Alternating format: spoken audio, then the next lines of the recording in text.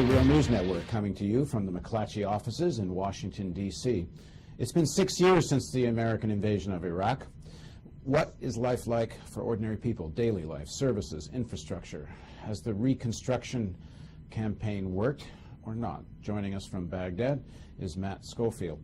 He's the Kansas City Star Deputy National Bureau Chief. He's been the McClatchy Bureau Chief in Europe before he got to Baghdad. He'll be heading back to the States soon. Thanks for joining us, Matt. Thanks for having me. So you've been working on the whole question of water, services, the daily life of the Iraqi people. What have you found? What I found is that the Iraqi, this is what defines Iraqi life right now are complaints about the services they don't have. Talking to the environmental minister of Iraq the other day, she notes that 36% of the water in Baghdad is unpotable. There are areas where it might be 90% potable, but if you have undrinkable water, even 10% of the time, people don't trust the water. So when you go down the streets of Baghdad, what you'll notice are store after store after store has crates of drinkable water for sale. 30 to 40% of sales in grocery stores are potable water. People can't trust the water, and those who can't afford drinkable water are sick all the time. The children, the babies are always sick. The adults they walk around with slight nausea from waterborne diseases. Cholera has hit in the summers. It will come again. They've just warned that, listen, cholera is coming again. There's nothing, if we don't do something dramatically different very soon, we'll have another outbreak of cholera this summer. Beyond that, you have dysentery, which is very common, and a number of other waterborne diseases. The water is atrocious, and this is in Baghdad. 36% of the water is bad. It gets much worse when you get outside. When you get down to Basra, you have stories of worms actually coming out of the tap. You have stories in smaller towns of atrocious water. Now, and then you have stories of worse than that. When you get to electricity, you have, if you're lucky in Baghdad, you have 10 hours a day of national electricity. Generally, you have 7 hours. Beyond this, what you have is generator power. Generator power creates a din that never ceases in this place, but it also it creates a smog and a smell to the city that people don't like. It's a constant hassle. People have to decide, do I run outside as soon as the lights go out and turn the generator on and crank the generator up through the pull cord, or do I wait? If you go down the streets of Baghdad, the other thing you'll see in electronics stores are sidewalks absolutely jammed with generators for sale. You know, in an average block, there might be 200 or 300 of them just sitting on the sidewalk, and they're moving very quickly. The Stuart Bowen, who's the Special Inspector General for Iraq Reconstruction for the U.S. government, says something like $32 billion has gone. No one knows where it went. It was supposed to go to reconstruction. Why can't $32 billion get at least some clean water in Baghdad? Well, I mean, to be fair, there is some clean water, but nobody knows exactly how much clean water, so nobody knows how much they should trust that the clean water is actually flowing through their tap at that moment. Beyond that, you have some serious problems that aren't fixable with $32 billion. You have one issue in the very poor areas. There are a number of former ministries that people flooded into, immigrants into Baghdad, flooded into and took over old ministries, old vacant lots. They built houses and they built homes out of what used to be offices, small offices.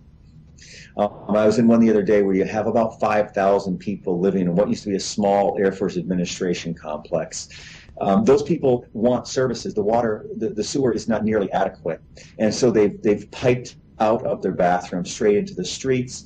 They also want water, and they don't necessarily have running water in these things. So they've dug down through the streets into the water pipes and used small rubber hoses to run into their homes from there.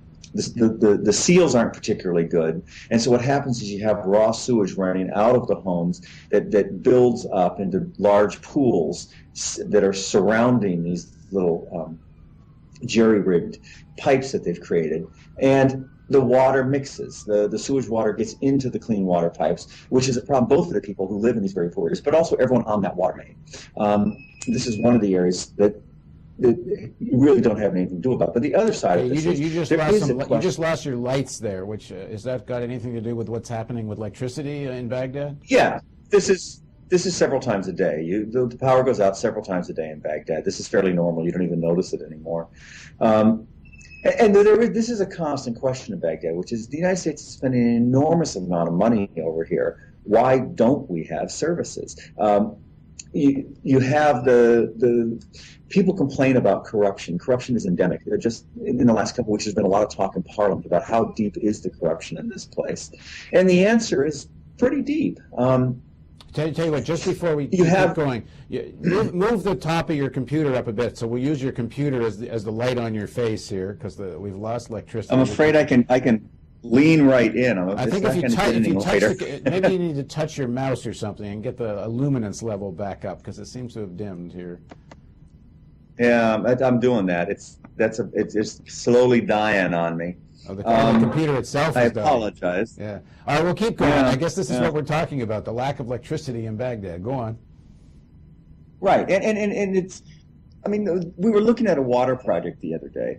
The money was spent. The money was made available. The money was, the project was made. And then, to be fair to as many people as possible, the water project, the sewer project, was given out to 12 different companies over about a mile.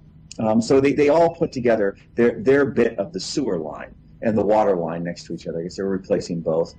The problem was they didn't work together, and so at the end you had 12 lines that didn't match up. They were using different size materials. They were using slightly different lines. Nothing quite worked, and so what you have is a mess in the end. You have a year of disruption where the streets have been torn up, and this is their Yarmouk neighborhood. And then in the end, you don't really have a working water line, a new line. You have stories like this that come from around Iraq all the time. There, we're getting some power back. Now, there we go. These are the constant complaints of Iraqis. Yeah, so and the generators just kicked in. So continue your story. So let's go to, if you take this sewage project, for example, then. This kind of civic chaos, did it exist before the invasion? The civic case did not exist before the invasion. Now, if you look at the water program, the water pipes have been bad since '84. You didn't have the squatters moving into vacant lots and ministries. So you didn't have people tapping into the lines illegally. Right now, there are 6 million people who use Baghdad city water on a daily basis. 5 million people use it legally. That means 1 million people a day use it illegally. You didn't have the 1 million people a day using it illegally. Those 1 million people sometimes are accidentally allowing sewage water, raw sewage, to leach into the drinking water pipes. Other times, they dig down. They want to they create a pipe to flush away their sewage water. They don't really know what else to do, so they tap it directly into it. What this has done, this extra million people, has greatly overwhelmed the system. And beyond that, you also have farms that are using this water, etc. There's a number of people illegally using the water, and the water pressure is very low, so people have to use pumps to draw it into their homes. The electricity, of course, affects their ability to use pumps. It's all a disaster. It's all a disaster right now. These services are just very, very difficult. Daily life is very difficult right now. Now, there's something in the range of, I think, 2 to 3 million. I'm not sure what the actual number of refugees that have left Baghdad, left the country to a large extent, are in camps in other neighboring countries. Are people starting to come back? And if they do start to come back, where will there be services for all these people?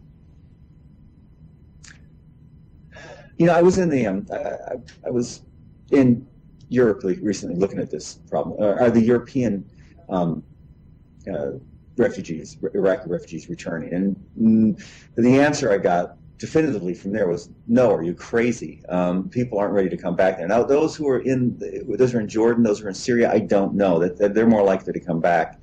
What they'll do is they'll just fade into the city. I mean, one of the things that's really surprising about Baghdad, is really interesting about Baghdad, is nobody even really knows how many people live here. If you go into Sadr City, people will say, well, okay, Sadr City is this teeming mass of people, and there are probably 1.5 million people, but there might be 2 million people. There might be 2.5 million people. There might be 3.5 million people. Nobody really knows when people live in Sadr City. You get population estimates in Baghdad everywhere from 5 million to 7.5 million. We tend to work with the 6 million number because that seems to be the most common. But I mean, people will just kind of fold into life here. That's when the refugees return. Yeah, they're going to further tax the system, but it's already inadequate, so it'll just be more inadequate.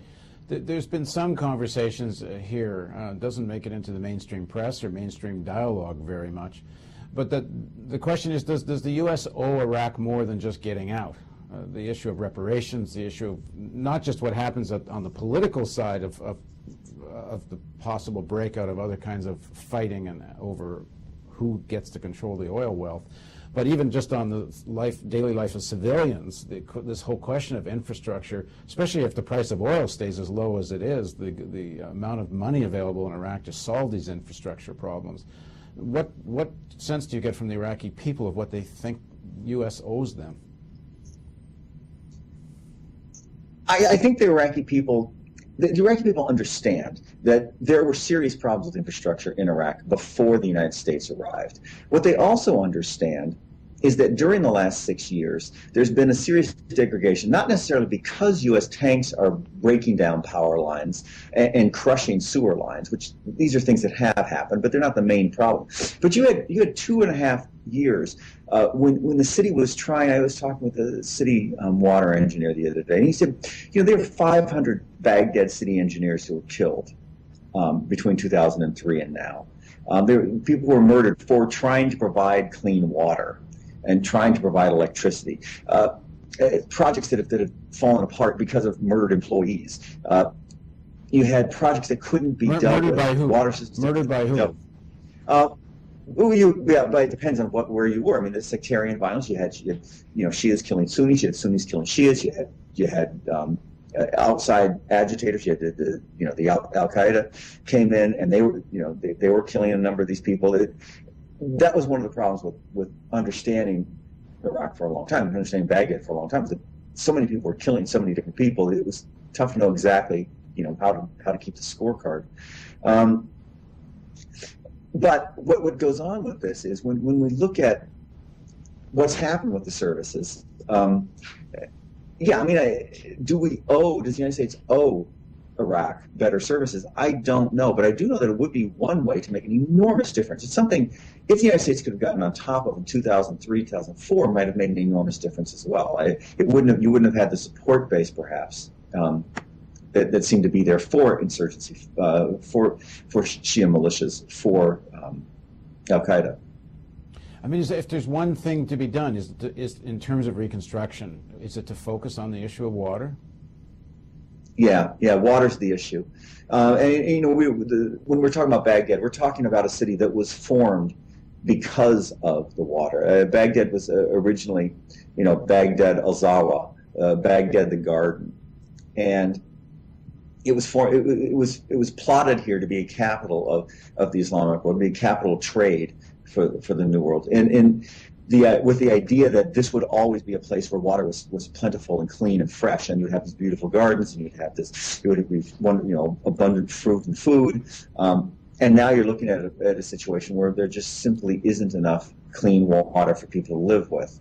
Water is essential to life. Electricity is important because, one, it helps run the water plants, but electricity is essential to modern life. But you can live without electricity. You can't live without clean water. Is there any sense that in these plans of withdrawal between now and 2011 that there is a plan, a real serious plan for the fixing of the water problem? Well, you have seen a number of water projects finished by the United States around Iraq. It's piecemeal. One was announced just the other day in a small area, I think south of Baghdad. And the United States is making efforts in some of these areas. The problem is Baghdad is a city of 6 million. It's an enormously complex system. It's very difficult to make a difference here, and it's very difficult to make a difference in the major cities because they're all common. Basra has an enormous problem, and they have the same sort of infrastructure problems. And remember, these are systems that were left unattended for 20 years while Saddam waged war on everyone in the region. And so And also during there a time are of- serious also during a issues time of before that, sanction- and then you have Also during a time of sanctions as exactly, well. exactly. Absolutely. I mean, you start with the Iran war, and then you move into the Kuwaiti invasion, and then you move into the sanctions, and then you move into this most recent invasion. And this is just a long list of. If you want to understand the problems in Iraq, look at what's gone on with their services over the last 25 years, and it's very obvious. Thanks very much for joining us, Matt. Thanks for having me on. Thank you for joining us on the Real News Network.